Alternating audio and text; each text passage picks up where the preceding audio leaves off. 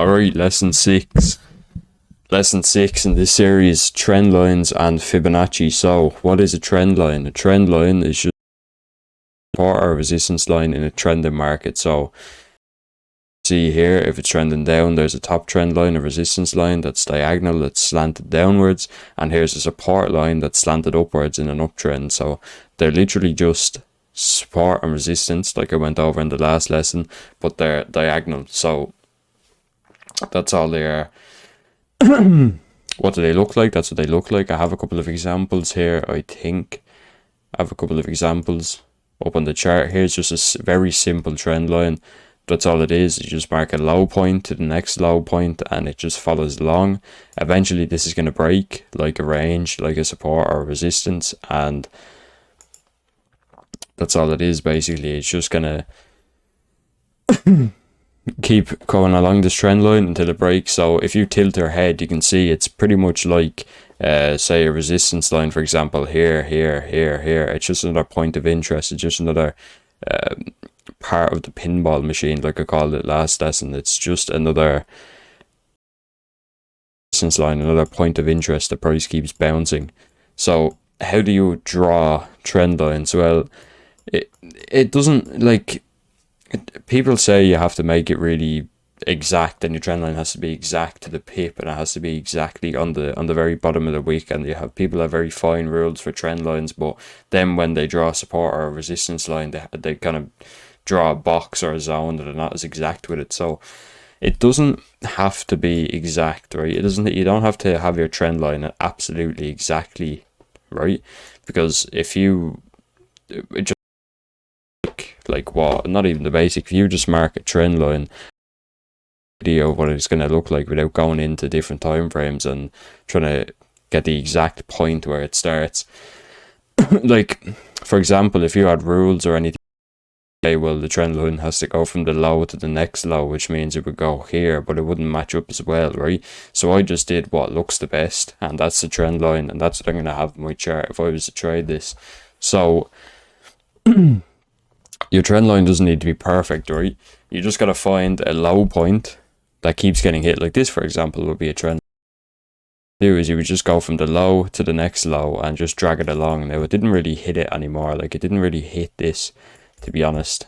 I wonder, like, it didn't really hit this trend line anymore. It kind of came near here, but didn't really hit it anymore, right? So, like, not all trend lines are going to be exact. Not all trend lines are going to work, and you don't really need to make your trend lines perfect, right? Like, this, for example, this is called a channel. I'm going to get onto it now in a second, but again, the trend line doesn't have to be perfect. It doesn't have to match up at every wick. Just find a point where it's going up or down, and where is it bouncing, right? That's it. Where are these wicks bouncing? Where are you getting rejection candles, engulfing candles? Where is it bouncing, right? So if we go back here, so what are channels and squeezes, I like to call them. So a channel, and the channel is kind of interesting. I kind of like channels. So what you're going to have is you're going to have a bottom or a top trend line, right? You're going to have a support or resistance. You're going to have a bottom or a top trend line, right? So say you have a trend line that's like this, right? It's going up on the bottom. What you can do, if you Control C, then Control V, if you copy and paste on the bottom and then you apply it to the top of the range that's going up, then you can get what's called a channel, and price will just bounce in between the channels. So what a channel is, in simple terms, is just range. It's just a range that is going up or down, right? It's a trending range. So have an example here. I think here's an example again, like I just said, a channel. You have a bottom half trend line, copy and paste it to the top, and you get this kind of going up shape. Or you can apply it like, here's another one here, but it's still formed one. If you just look at the shape of it, there's another one here, right? Like, all the trends are just channels, right? It would be the same if it was going down, you know, if this formed a downwards trend line, you would say, okay, this went down here. Hypothetically, if it went down, you would just copy and paste it, apply it to the bottom, and that's the range you're going to be trading in, right? So go back to this chart here. The next thing is squeezes. So what are squeezes?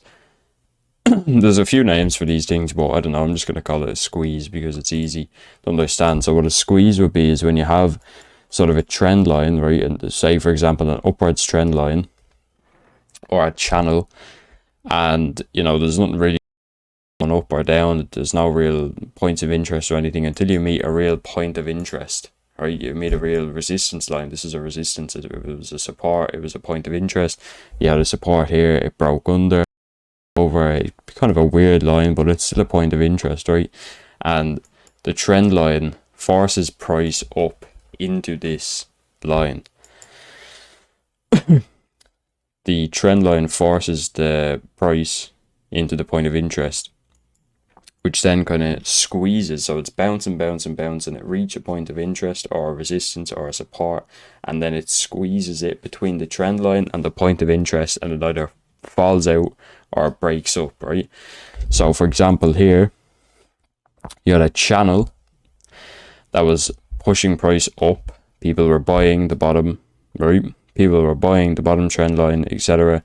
It pushed price up into this interest or your resistance line, and it then dumped and had a breakout off of it, right? Usually these, here's another one, right? You have a channel type shape. It wasn't a great channel. You wouldn't really trade this in my opinion, but you have kind of a channel here, and eventually it's going to meet its end. You had a point of interest over here, these two wicks, which line up with this. Very common pattern you see, and squeezed up into this zone here and dumps down, right? So that's what it is, right? That's what a squeeze is. That's how you can trade them. Again, 3 ways to trade it. You can buy the bottom or the top, right? You can buy the bottom, sell the top. You can trade breakout, or you can trade retest. Break and retest. Those are the 3 ways you can trade it. So that's it. Again, how can I trade them?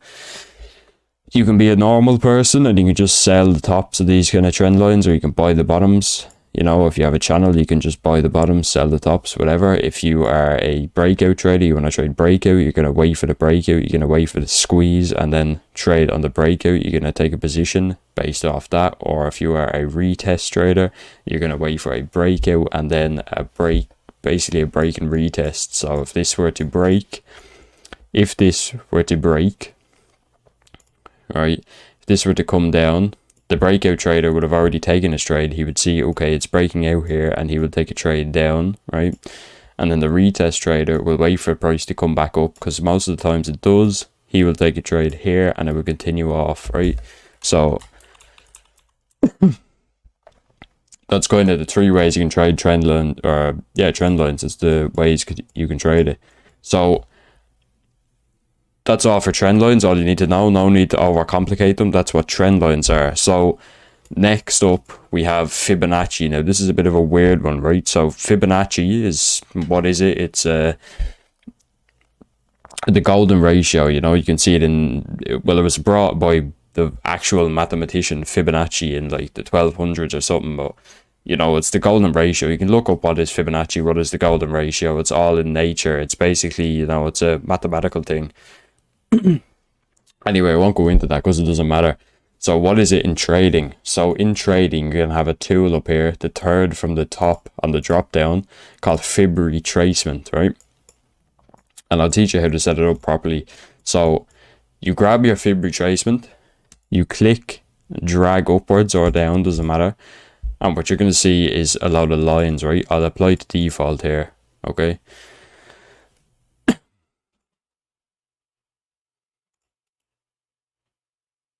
I'll apply default. So this is what you're going to see, right? First time trading, this is what you're going to see. So what you want to do is double click it. You're going to bring up this. You want to click on this one. You want to deselect this, and this. So you should only have checked the 0, the 0.382, 0.618, 0.5, and 1. After you've done that, scroll down, you're going to see background. Click off background. Then click on use one color and make it black or something. then get rid of the trend line, and you're going to have this. So go and do that with your fib retracement. This is the best way to have your fib retraced, in my opinion.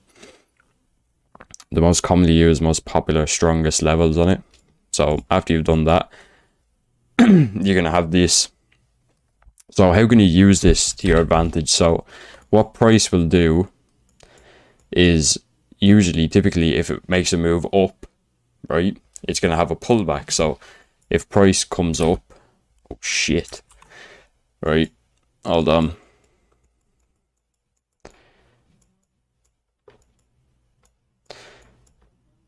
Alright, we're back. So what is wrong with this, man?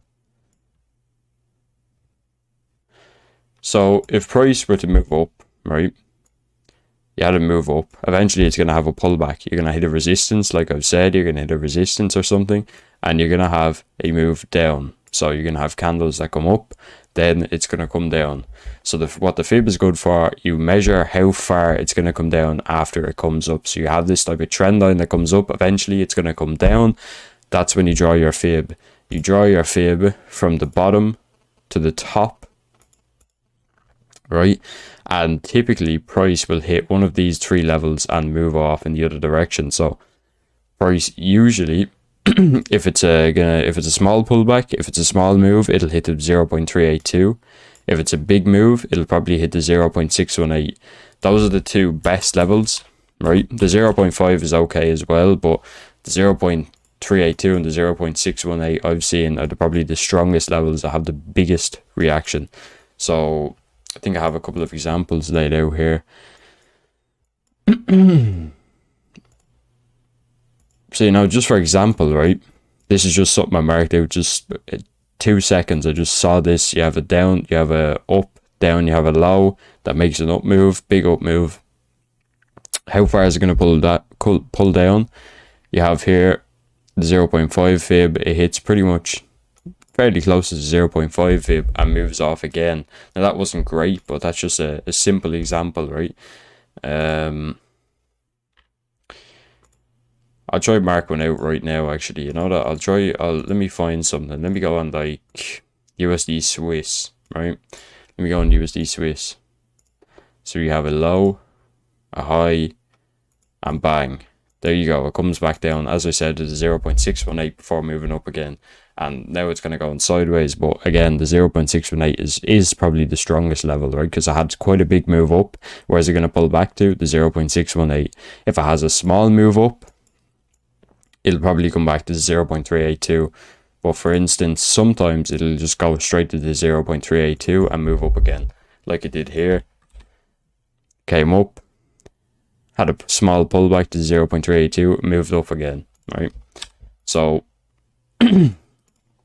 that's how you would draw them out. That's how you would see them.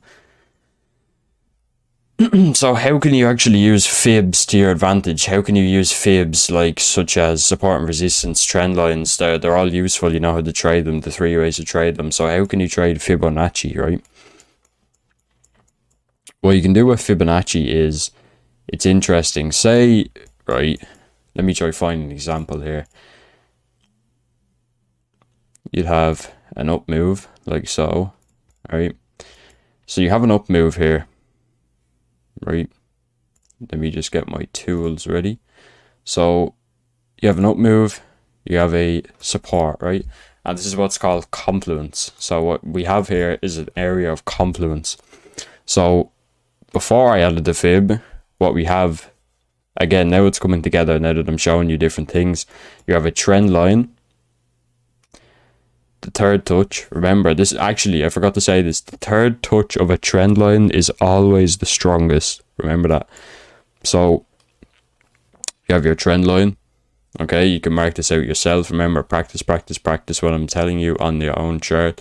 So you have a trend line up, you're going to have a support zone, it's going to hit the trend line. But for an extra confluence, you can see where that is going to be on the fib. So for instance, right here, it was on the 0.5 of the fib. So now you have a support zone, like I said, you have a trend line, and now you have a new thing called a Fibonacci. So Fibonacci isn't too important, but you can use it to your advantage, right? just an extra confluence, right? Just to reassure you that the trade is good. It's an extra thing that people are going to be looking at.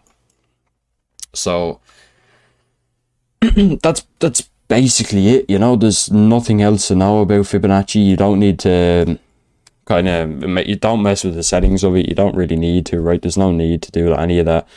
What everyone else is going to have in the chart is what 90% of people are going to have their Fibonacci as, is what I just told you. Don't change it. Don't listen to these people on YouTube using really weird fib levels. It's not going to work, right? And trend lines, very simple. Don't overcomplicate it. Third touch of it is always the best. They're just support and resistance lines, but diagonal. All right.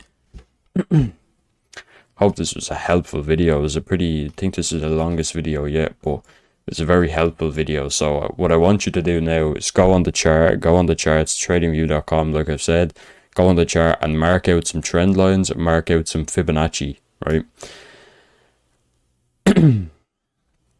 Mark out some trend lines, mark out some Fibonacci. You know, when you see a up move, put a Fibonacci on it and see which one it hits, right? If you have an up move like this, just put a fib, drag a fib from the bottom to the top, right? Fib from the bottom to the top, fib from the bottom, like for example here to the top. I already know that hit the 0.382, bottom to the top, bang, bottom to the top. And again, if it's going down, you do from the top to the bottom, draw your fib, right? That's how you draw fibs. So I want you to go and do that on your chart now. Check out some trend lines, check out some Fibonacci, and try it out. So hope this was a helpful video. It was a pretty long one actually, so yeah.